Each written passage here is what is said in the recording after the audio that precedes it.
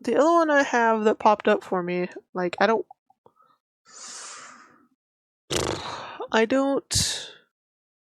know how this video is gonna go, but it popped up for me. By someone called Doob? I guess that's how they pronounce their name, their YouTube name. Overwatch 2 is a new low in gaming. This popped up in my recommended, and I figured why fucking not. I mean, let's watch a true horror video, you know? Incredibly vulgar and a heel in Japan, but a hero in the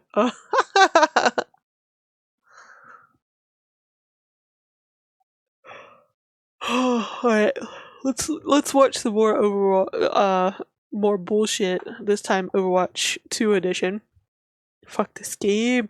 Yeah, I still haven't played it, by the way. I don't want to play it by myself.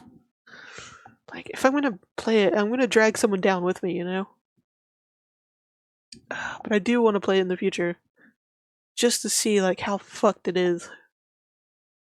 But yeah, this got recommended to me. It's almost like 1 million views as of, me watching it right now. So, let's see how, let's see what this, Overwatch 2 video is gonna tell us. If it'll work. I think my internet's being weird again. Stream seems to be fine. Things just seem to be loading really weirdly. There was a time where certain video game development companies were unbelievably consistent with producing high-quality products. Nintendo, Bungie, Naughty Dog, Bethesda, Rockstar, Blizzard, these guys used to release nothing but YouTube. Oh my god.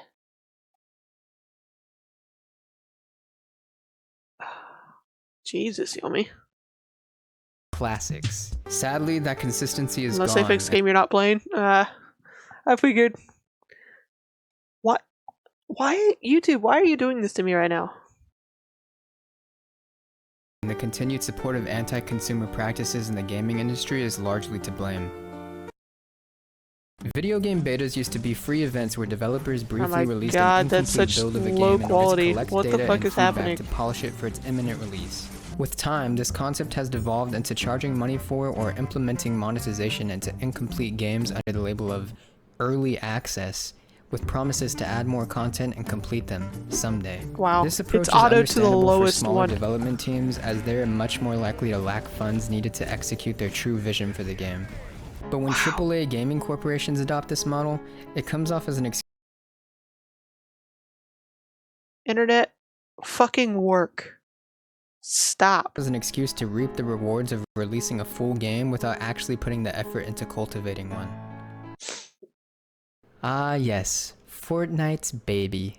The Battle Pass is an assortment of in-game items. Their Halloween earned event with has stuff time that's played illegal in and many challenges countries. It's being completed. held in. It doesn't cost Damn. money to score a portion of the rewards, but the paid premium version When you can't contains just be best shitty, loot. you also have to break the law. Fortnite is a free-to-play game, so the strat is to incentivize the player to purchase V-Bucks, the in-game currency used to buy cosmetics such as skins and emotes in the shop. The Battle Pass not only includes these things, but more V-Bucks than it costs to buy the premium version. In fact, even the free version gives you a few buckaroos. The catch to all this is that it only lasts for an in-game season, usually around 10 to 12 weeks. Many games imitate this model of monetization, but with gradual perversions that make it worse for the player and better for the corporation. Overwatch 1 was Blizzard's last good game before the company's reputation began to collapse. Plenty of videos have already been made covering this topic. I'll link you some good ones. The game felt polished and complete, but the flawed progression system foreshadowed the sleazy practices to come. Basically, there were tens of heroes, and each one had dozens of cosmetics associated with them. The only way to unlock anything was through loot boxes, which were earned with match performance, time played, or bought with real-life money. What sucks about loot boxes is that everything received is random.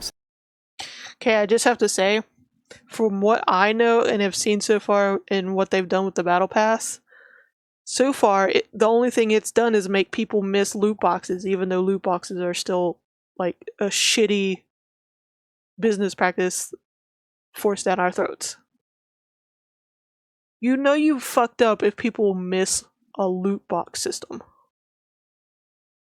Now they're doing bundles and discounts. It's even predatory and illegal as a result. Bundles without the. Oh. Yeah. Yeah. They fucking up left, right, center, backward, forward, up, down, every which way.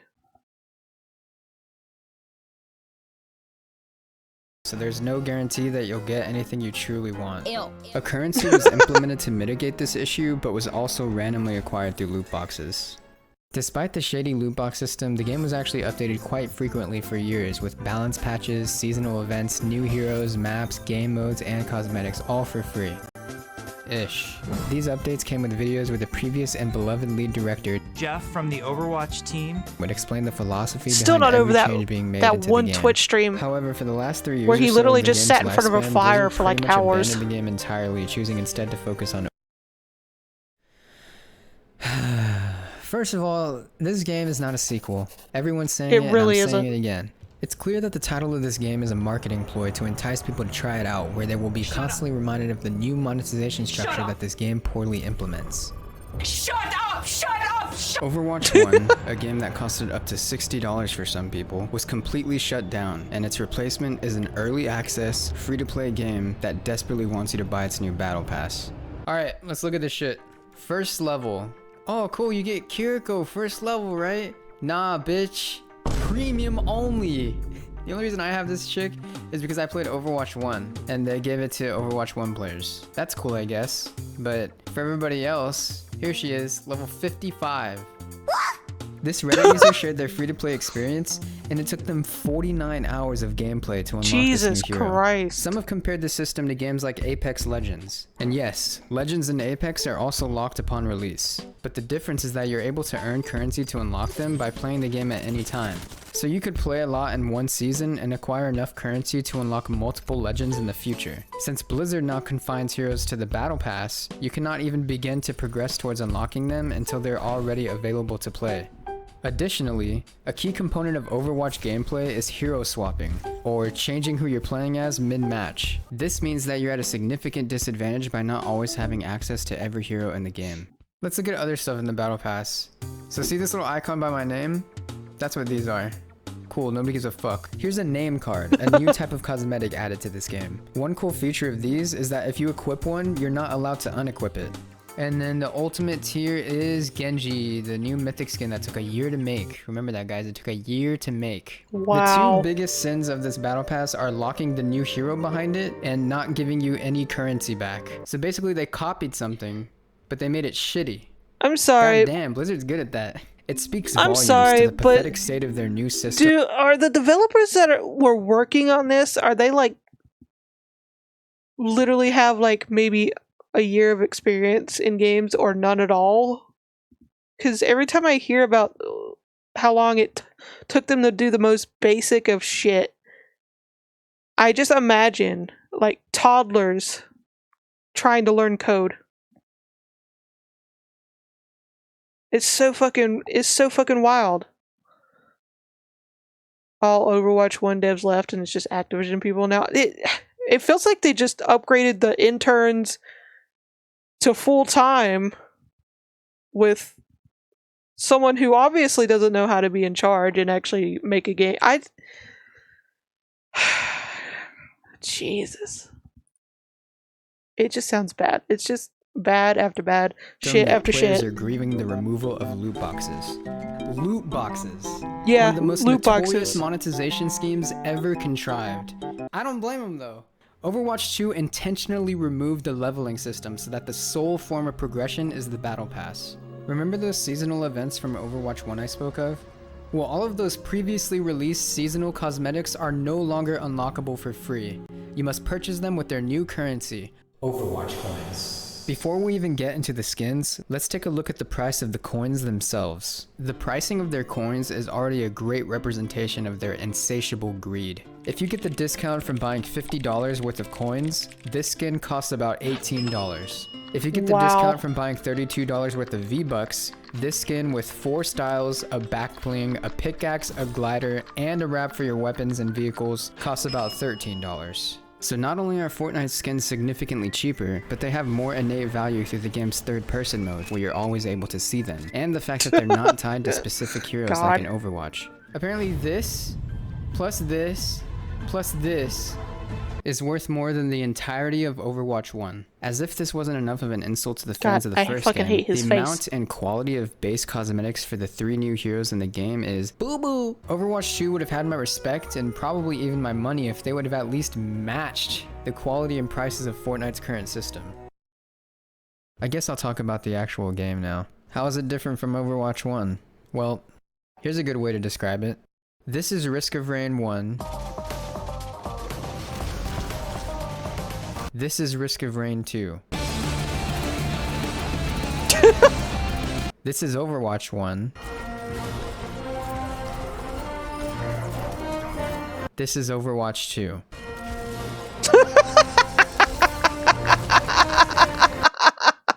Blizzard's original intention of calling it Overwatch 2 was the new PvE mode, which was delayed. Yet the game still launched. Siegel made a great video on this, I'll link you. I'm not holding back from judging this game in its current state. The early access label is not some magical shield to protect AAA corporations from releasing mediocrity, especially for this game since they completely removed the previous and arguably superior one.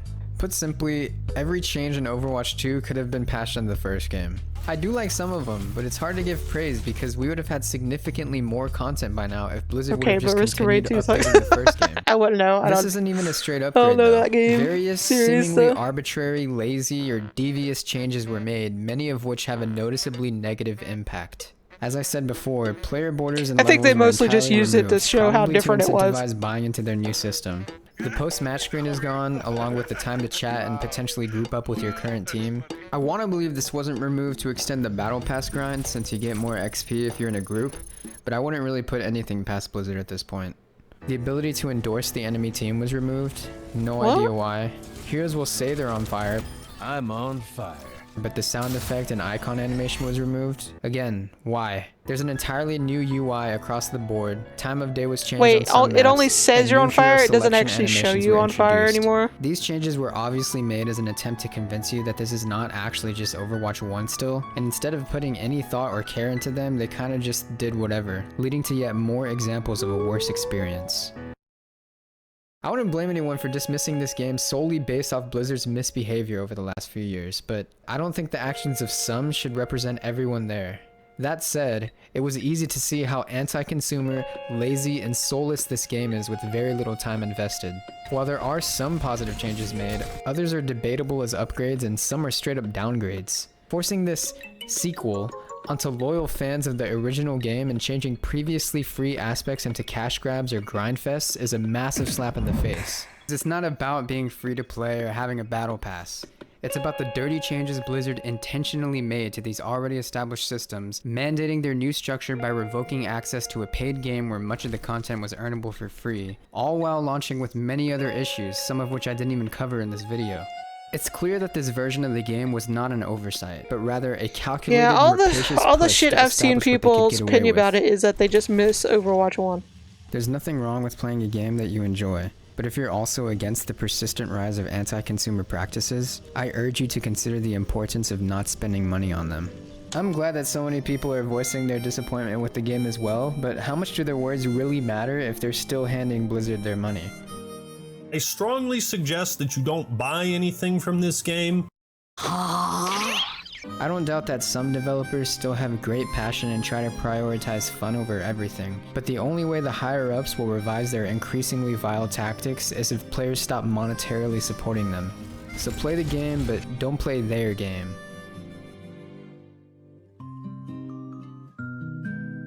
Oh, that's a good video.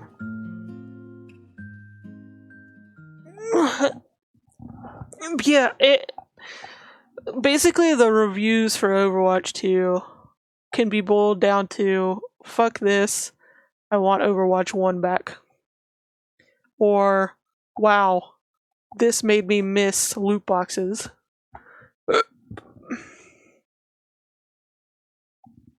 Also, apparently character wasn't written well on top of this, so the characters are probably going to be shit from now on too. Not that they were good before. Yeah, the Overwatch characters didn't exactly have what you would call a deep storyline to them, but at least they felt like individual characters.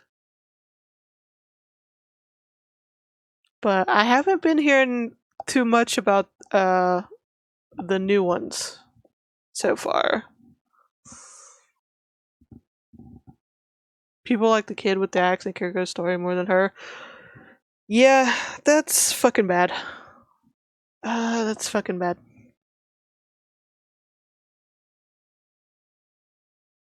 Almost made a child a murder. I can't. Can we just...